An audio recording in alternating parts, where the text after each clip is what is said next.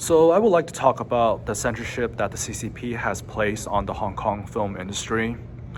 So first of all, I'm not surprised that this happened because ever since the national security law was passed last year, it basically turned Hong Kong into a bigger step of becoming a city of mainland China, such as silencing anything that is pro-democracy, arresting pro-democracy activists and politicians, teaching little kids about the national security law, and now censorship on Hong Kong films. I was a big fan of Hong Kong films up until recent years, where I began to notice a lot of collaborations with Chinese film companies, but I have stopped watching and supporting them after I began boycotting various Hong Kong celebrities who are pro-Beijing. During the past decade or more, what I've noticed about the Hong Kong film industry is out of 20 Hong Kong films that I've watched, at least 18 of them had standard Mandarin, 普通话 spoken.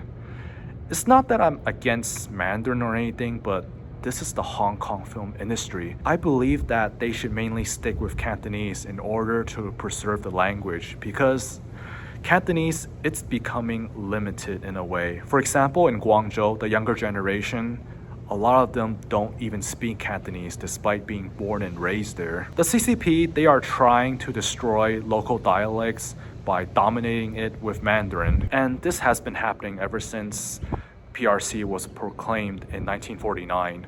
Mao Zedong said that every Chinese citizen must learn Mandarin. Oh, funny fact, Mao Zedong did not know how to speak Mandarin. How ironic is that? Another thing is, dubbing has increased in Hong Kong films. During the last decade or more, there has been an increase of Chinese celebrities in Hong Kong films, and a lot of them in leading roles too. And obviously they don't speak Cantonese. Well, there were some that did learn it, and I'm pretty impressed.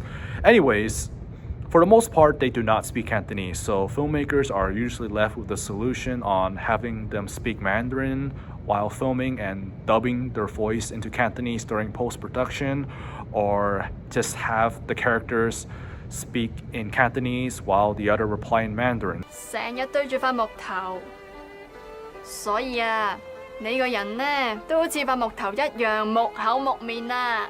對了，葉叔叔，我看你剛才變門夾了，沒事吧？冇事。我看看。哇！冇事嘅。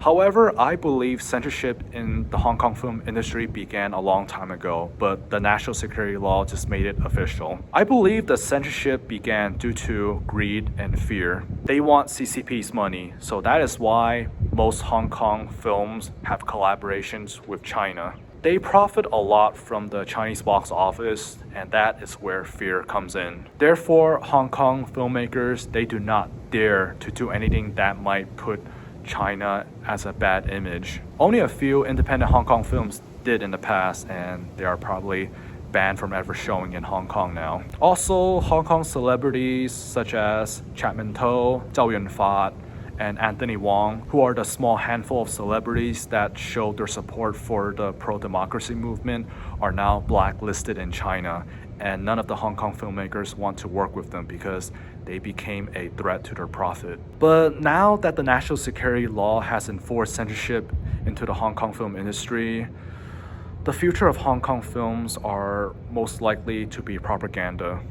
Or in fact, can we even call it the Hong Kong film industry in the future? I mean, the Hong Kong that we once knew is pretty much gone. Hong Kongers are fleeing, and to the ones who are overseas, they fear to return. My concern is now what kind of films will be made in Hong Kong in the future. I predict it will be films that brainwash the next generation of Hong Kongers by twisting the plots of why the protests began in the first place, making us look like the bad guys and the Hong Kong police as heroes. There might be more, but I don't even want to imagine. And the American film industry, they're very greedy, and they need China to make profit, and they will do anything to please the Chinese regime. For example, in Doctor Strange, the character Ancient One is Tibetan, but they cast Tilda Swinton, a Caucasian, for the role. not because of whitewashing, but to ensure that Doctor Strange will be released in China. Since Tibetans are a threat to the Chinese government, CCP would blacklist the movie. The thing is, China does love American films, but American filmmakers, they need China. They need their money. I mean, why else did John Cena have to apologize for calling Taiwan a country? It is definitely a shame because I have been a big fan of the Hong Kong film industry for a long time, particularly films in the 1970s and 80s. 魷魚絲真係你嘅死嘢咁多嘢唔做嚇，學人哋做雞嚇，學人做燕仔，整蠱我燕仔個死嘢，我咪對你。And it is very unfortunate that I have no choice but to boycott the recent films, mainly due to the celebrities' pro-Beijing status. To me, the Hong Kong film industry is something of the past now, but the good thing is it will remain forever. It is very unfortunate that the freedom is gone for the Hong Kong film industry.